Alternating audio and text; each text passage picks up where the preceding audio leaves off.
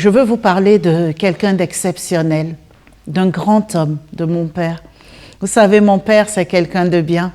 Il est parti de rien, il a bâti son empire de ses mains. Mon père, aimait vivre caché. Pas par peur, mais par humilité. Il avait la main sur le cœur, il s'est fait un tas d'amis. Il aimait partager son expérience, aider son prochain.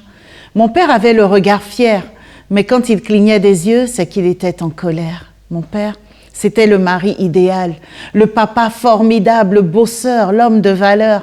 Et c'est tout à son honneur. Mon père aimait beaucoup rire. Il m'a donné tellement d'amour. Mais moi, j'ai été spectatrice de sa douleur. J'étais là à sa dernière heure.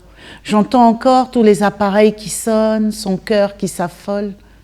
Je revois la courbe devenir un trait pour me dire « c'est fini, il n'y a plus de vie ». Là, j'ai pris une claque. J'ai tremblé de douleur pour mon père qui m'a quitté en silence. Tellement de souffrance. Mon père était pieux. Je suis sûre qu'avant de partir, il a vu Dieu. Une lumière, un passage pour ce sage dans ce déchocage. Oui, un mot qui fait mal. Aujourd'hui, il y a juste un voile qui nous sépare.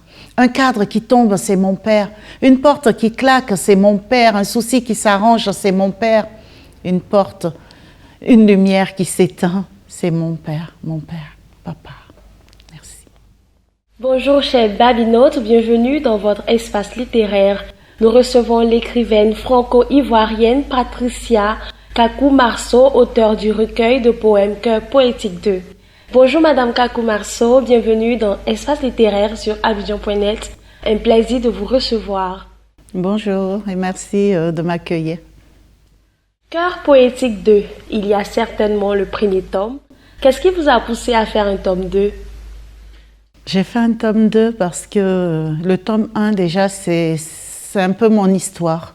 C'est depuis mes 10 ans jusqu'à ma vie d'adulte. Et le tome 2, pour moi, c'est une suite logique. Et j'aurais pu donner un autre titre, mais un cœur poétique, c'est vraiment un parcours de vie. C'est moi et mon entourage et ce que j'ai déjà vu, entendu, ce que j'ai vécu. Vous avez tenu à mentionner la tranche d'âge qui est de 14 à 99 ans. Pourquoi ce choix? Parce que, pour moi, déjà, la poésie n'a pas d'âge. Et on peut même avoir 150 ans et avoir de la poésie dans le cœur. Pareil pour les enfants. Mais comme il faut définir, j'ai mis 14 à 99 ans pour toucher un peu tout le monde, pour ne pas que certains se sentent exclus, alors que je sais qu'ils peuvent avoir des poèmes dans le cœur. Mais ceux de moins de 14 ans aussi peuvent se sentir exclus. Oui, mais parce que dans mon livre, j'ai 1 ou 2 poèmes un peu, pas pour les enfants. Voilà. Je me dis, ils sont trop jeunes, ils ne vont pas comprendre. Du coup, j'ai mis une barrière avec l'âge. Mais croyez-moi, il y a certains enfants qui me disent « Madame, on l'a lu votre poème, hein, on est allé voir sur Internet et tout. » Donc, pour dire comment ils sont curieux, mais au moins, j'ai quand même mis un âge. Après la lecture de Cœur poétique 2, on croit en ses rêves. On met ses parents à l'honneur, on se fait des confidences, on parle de son pays, de son continent, de ses amours. On existe, on croit en ses rêves, on se souvient. Chaque histoire est un miroir sur la vie. Comment avez-vous effectué le choix des thématiques? En fait, elles se sont imposées à moi naturellement. Parce que quand j'écris, par exemple, sur mon père ou ma mère ou mon mari ou des gens que j'aime, automatiquement, je les appelle amour. Quand j'écris sur « Moi, demain, je serai écrivain et toi », pour moi, c'est croire en ses rêves. Donc, les thématiques sont venues naturellement. Vous avez plusieurs cordes à votre arc, écrivaine, poétesse, conteuse, narratrice musicale, conseillère du livre et accompagnatrice dans les épreuves de la vie par la poésie. Accompagnatrice dans les épreuves de la vie par la poésie nous interpelle. De quoi s'agit-il exactement? En fait, lorsque une personne perd un être cher, cette personne-là parfois a besoin de parler, a besoin de se confier. Et moi, ce que je fais, j'écoute et j'écris. J'écris ce que la personne me dit et je le transcris en poème que j'enregistre ou que j'écris et je lui remets et elle a des mots sur son mal et elle peut le rendre public ou le garder pour elle. Et donc j'accompagne comme ça des gens dans les peines ou dans les joies, mariage, anniversaire, baptême, décès, vraiment tout ce qui touche aux personnes. Un peu comme du slam? Limite. Vous êtes initiatrice du concept défilé de mots dans poésie, dans 2 pays, notamment en France et au Maroc. Comptez-vous l'exporter en Côte d'Ivoire? En quoi consiste ce défilé atypique, comme son nom l'indique? Je pense que bientôt il y aura une surprise pour ça, donc je ne peux pas trop en parler pour l'instant.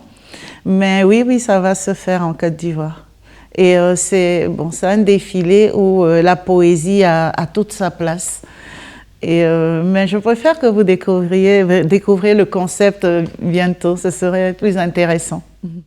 Vous avez reçu un hommage au Festival de la poésie africaine à Rabat en 2023, certainement pour la qualité de vos écrits et votre hommage avec la poésie. Quel a été votre ressenti face à cette marque de considération?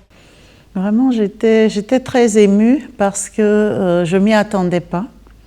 Et aussi, je ne pensais pas que mes poèmes toucheraient à ce point je sais que les gens aiment bien ma poésie, mais je n'aurais pas pensé qu'elle les toucherait à ce point. Comment évolue l'association Cœur Poétique dont vous êtes la fondatrice? L'association se porte bien. Chaque année, on a un objectif, c'est d'aider une tranche de la population en difficulté, mais surtout des enfants. Il y a 5 ans, on portait le cas de la petite Titi, qui a une maladie qu'on appelle aujourd'hui les enfants serpents. Voilà. Et au travers de la poésie, on récolte des fonds qu'on reverse donc à ces personnes. Et donc, on a fait Titi, on a fait avec l'association BYU, on a fait une couveuse pour le CHU de Trècheville. Ensuite, pour les enfants atteints du cancer, avec l'association Adorade, on récolte des fonds pour payer des médicaments pour ces petits bébés-là, parce que des fois, à 3 mois, ils ont le cancer déjà et les parents ne peuvent pas s'en occuper.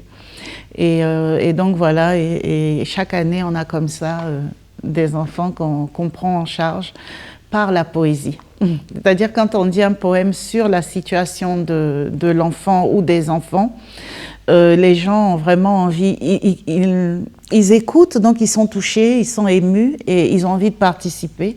Et là, on les envoie donc vers l'association souhaitée et ils font des dons voilà, on le fait chaque année en décembre.